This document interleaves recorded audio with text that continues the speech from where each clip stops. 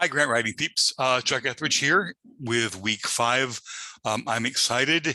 I know that you all are in your individual groups and seeing these small parts coming apart, but I think this is like we're each making a square of a quilt, and I know how the quilt's supposed to look, and I'm looking at the quality of the individual squares you all are making, and I think y'all are making good progress, and I think we're going to have a nice quilt, an effective grant at the end. 2 effective grants, as a matter of fact. So this video, I'm going to discuss 3 things. One, I'm going to discuss the work this week. Second, I'm going to discuss the funding sources for y'all, because we do have funders for this grant. And third, I'm going to talk a little bit about the project descriptions that were turned in. So first things first, the work this week. We're going to learn in terms of learning about grant writing. We're going to read some chapters and do some exercises on goals and objectives. Remember, goals and objectives need to be SMART, specific, measurable, applicable, relevant, time bound, and we'll get into more of that a little bit later. But goals are big, broad things that you want to do. We want to reduce hunger. We want to increase food distribution. We want to, they begin with verbs, they imply direction, they imply positive change or reduction of negative things as well. So goals are broad. Objectives are specific and measurable things. So we will increase food distribution. We will reduce waste. We will expand the number of students we reach. We will add whatever. So specific measurable things. Now these things need to be done in conjunction with the agency that you're writing for. So groups C and D need to develop your goals and objectives and then your evaluation plans in conjunction with Robert. You don't just make these up out of your head as well. So goals and objectives and evaluation plan, we're going to read about those. And then we're going to finish our work. We've have some final drafts of project descriptions, which are pretty good. I'm going to suggest some tweaks. We have drafts of need statements coming in. Going to comment on those a little bit, make some suggestions as well.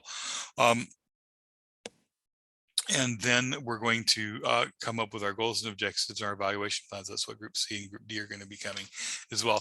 So that's going to be the work on the grant. So we'll have all that stuff done by the 25th. We'll also need to come up with an organizational background. We'll need to come up with a cover letter. And then we need to put everything together into a simple format grant. I don't know if you remember those example grants I had you read, it's like kitchen captains. Those are simple format grants that are created in one document that we will send to our funding sources. So that's what we're going to be doing. Those funding sources are, one group has the Doherty Foundation, one group has the McNeil Foundation. Those are included in the reading for your Tuesday folder. And both of those are local foundations, don't have websites. And by the way, 90% of all foundations don't have websites. So I've seen a $275 million foundation doesn't have a website, nor do they, in this case, neither Doherty nor McNeil have application forms that you fill out electronically. So we're just going to write a simple format grant and send them into McNeil and into Doherty. So that's what we're doing. We've got our funding sources. There's a separate video about how I found those funding sources. They're important. And now I want to talk a little bit about the project description. That's going to require me to share my screen. And so let's look first at the project description from Team Blue. And this has a lot of nice features. It begins extremely strong. The Coastal Bend Food Bank is seeking $50,000 to help construct a brand new 108,200 square foot facility, a warehouse and distribution center. Boom. This is what we're doing. We want this money to do this. Yes, yes, yes. Good stuff as well. It goes on to include location, 14 acres, which will allow room for further growth or expansion. lots of stats. This will help us provide more amounts for the people that we serve, 11 counties, 580 residents as well. And then notice 73% increase in freezer space, cooler space, 58% increase in dry storage space, 18 docks as opposed to their current 2, 6 of which will be cool, drive-through pickups. And notice information, information, information, information. Very good, very specific, very accurate based on the data we got from that email that or that document that Robert emailed us, and also from the tour and the video of the tour. If y'all were able to go on the tour and watch that video as well. Lots of information. Very good. One paragraph talking about how it's going to help us expand our community with increased space for diabetes, more backpack programs, so more about our programs. The other, it's also going to reduce current problems. We currently spend $100,000 a year on rent and storage space, and will be a greater efficiency in transporting goods to rural areas. They left us up because it's right next door to a highway, but lots of good things, lots of information. There are also some sentences. I'll just pick this one out. Is one. That I'm just going to read this one sentence. This new building will provide substantially larger amounts of storage and aid, serving 11 counties with over 580 residents. Coastal Bend will now be able to acquire new products at a greater rate than it declines due to storage issues they used to face. Starts out great, lots of information, kinds of get lost there. So let me just note one thing. Let's get into references. Can we get a quick, I'm sorry, review. I'm on the wrong tab, word count. So that sentence has 45 words. And remember, we want to write to intelligent 8th graders. And I don't mean that in any way negatively, but we need to assume a level of intelligence, but we need to use a straightforward vocabulary. That doesn't mean you don't use technical terms. That doesn't mean you think that people are dumb, but you can't assume everybody know everything that we know. So simple vocabulary and sentences that are relatively short. If you have a sentence longer than about 15 words, you need to ask yourself, does the sentence need to be that long, or does it need to be broken into 2 shorter sentences as well?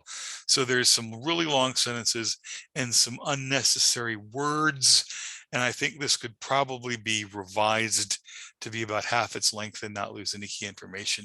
So if Penelope and her group want to schedule a time that we can get together and work on this, maybe do a Zoom chat and really just edit this all down, I think we can make a good draft excellent.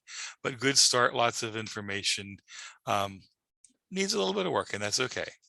And folks, just so you know, I know none of us have done this before. So when I make these responses and suggestions, you shouldn't feel foolish. You shouldn't feel bad. It's like, hey, I did a good job. Let's make it even better. Let's tweak it a little bit as well. The other project description came from the other team, from Team Green, and let's look at this as well.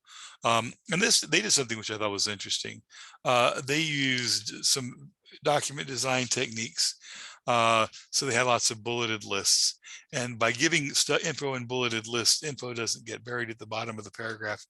You can't always do this as if your grant's submitted by a form, but if you're able to turn in a Word document, formatting it this way really helps you pop out the key information.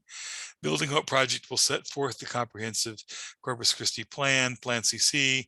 Plan moves not only to make coastal Bend food bank production green direction, but also helps push the community in a green perspective as well. Not quite as clear upfront what we want. We want this money to do this, which is fund a new building. But then later it gets into all this great data: 108,000 square feet, 7,900 dry storage, 50,000 square feet for dry volunteer space, 18 dock doors. And notice, able to provide more space for expand cold space. If you move, so this says this, and these statistics give more data about this. Imagine if each of these solid bits of information were in a bullet list. move this up here, boom, boom, boom, boom.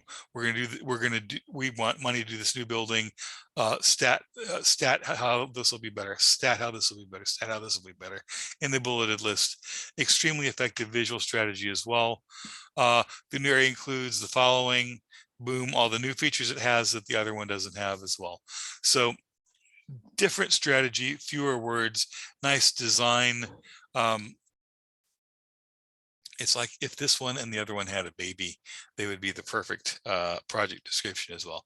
But this has some nice features, needs to begin stronger, needs to move this data up into the bulleted list as well.